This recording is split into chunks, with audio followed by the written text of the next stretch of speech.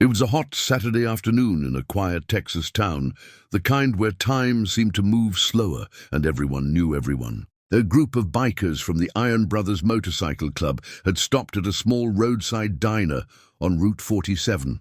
Their engines still ticked from the heat, and the men sat under the shade laughing, eating burgers, and sharing stories from the road. The air smelled of gasoline, sweat, and fried food, a scent they'd grown to love. Their leader, Rex Dalton, was a tall, broad man in his 40s, with a grey beard and a calm authority that didn't need words. He was a veteran, a man who had seen both war and peace, and preferred the latter. His crew respected him not just for his strength, but for his heart. They were halfway through lunch when the sound of small footsteps broke through the steady hum of the town.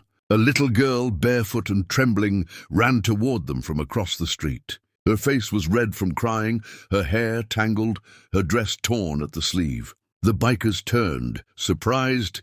They weren't used to children running up to them. She stopped right in front of Rex, gasping for air. "Please, help my mama," she sobbed, her voice shaking. "They're beating her." The laughter died instantly.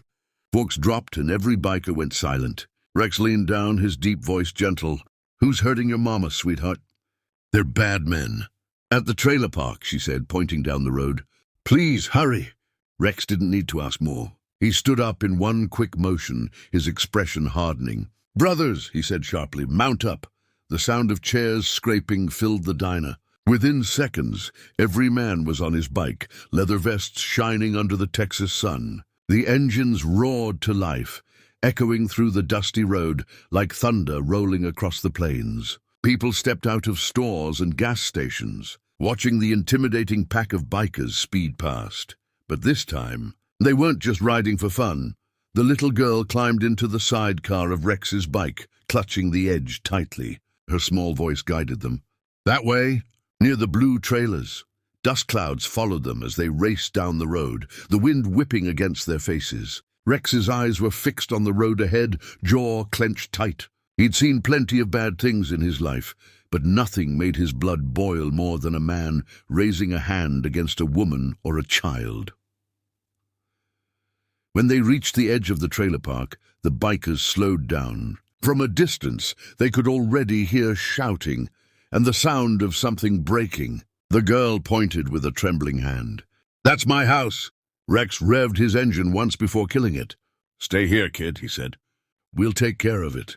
And with that, the Iron Brothers dismounted, walking toward the noise like a wall of thunder, ready to face whatever evil waited inside. The moment Rex and his crew stepped into the trailer park, the shouting grew louder. A woman's cry echoed through the air, desperate, broken. "Please stop.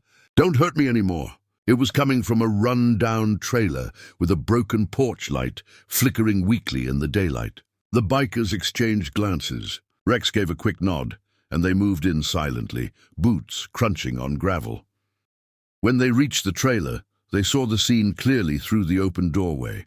A woman in her 30s, her face bruised, was cornered by two drunken men. One held a beer bottle, the other had his hand raised as if ready to strike again. The sight froze Rex for only a second, then the fire inside him exploded. "That's enough!" Rex's voice boomed like thunder. The two men turned sharply, startled by the sudden presence of 10 large bikers standing at their door. For a moment there was silence, only the sound of engines idling behind them.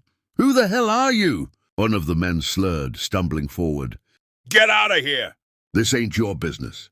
Rex took a step inside, his boots heavy on the wooden floor. "It became our business the moment you hit her," he said coldly. His steel-grey eyes locked onto the man's. The drunk raised his bottle in defiance. "You think you scare me, old man?"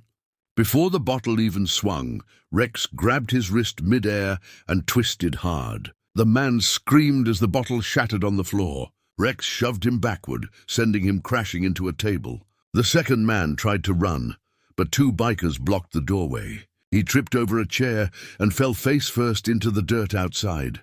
The woman, still shaking, backed away toward the wall, clutching her arm. Rex turned to her softly. "Ma'am, you okay?" She nodded weakly, tears running down her face. I didn't know what to do." They've been here for hours, drunk. I couldn't stop them. Outside, the bikers had the two men pinned down. One of them yelled for help, but no one in the trailer park dared to move. The Iron brothers weren't known for violence unless it was necessary, and this time it was. Rex stepped out, pulled his phone from his vest, and called the police. "Yeah, this is Rex Dalton, Iron Brothers. We've got two abusers here, drunk, violent. Send someone quick."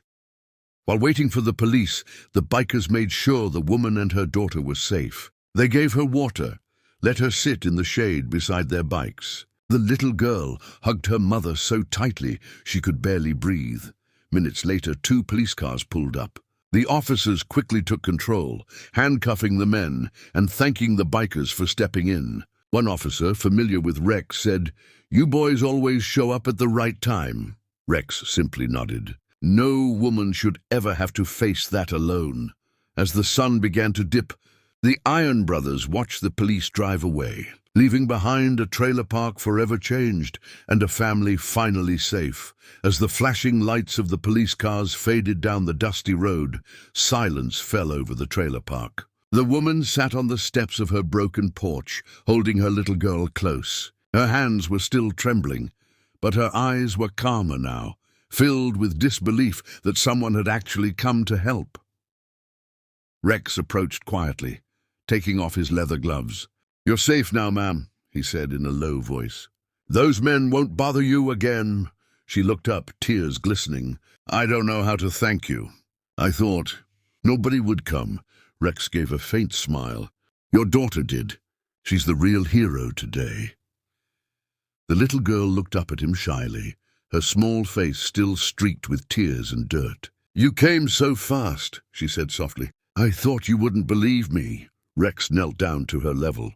"When someone cries for help, we listen," he said, his voice gentle but firm. "That's what good people do." The bikers standing nearby nodded in agreement. One of them, a big man named Diesel, walked over carrying a small toolbox. "Rex, the door's busted. I'll fix it." Without waiting for approval, he started working, hammering the broken hinges back in place. Another biker, Snake, brought over a first aid kit from his saddlebag. "Let's clean those cuts," he told the woman. It was an unusual sight, a group of tough-looking bikers patching up a broken trailer, offering comfort to a stranger. But in their eyes, this was more than just a rescue. It was about respect, justice, and brotherhood. The woman's name was Sarah. As she talked, she explained that the two men were her ex-boyfriend and his friend, who'd shown up drunk and angry after she refused to give them money. They'd been threatening her for days, but no one in the park had dared to step in. "Well," Rex said, tightening a screw on the porch railing, "they won't be coming back after tonight." As the sun began to set, the bikers gathered around Sarah and her daughter, who sat eating the sandwiches one of them had brought from the diner. There was laughter now, soft, healing laughter that hadn't been heard here in a long time. Before leaving, Rex pulled out a small card from his vest and handed it to Sarah. "This has our number. If anyone ever bothers you again, you call us, day or night." She looked at the card, Iron Brothers MC, and smiled through her tears. "You're angels on motorcycles," she whispered. Rex chuckled. "Maybe not angels," he said, "but we try to do right." A week later, the Iron Brothers returned. This time, not for a fight, but with groceries, toys for the little girl, and new locks for the trailer door. The girl ran out smiling, waving her arms. "Rex, Rex! Look, Mama's cooking for you." That evening, under the warm Texas sky, they shared a meal together. And as the sound of motorcycles faded into the distance later that night, Sarah knew she and her daughter were never truly alone again.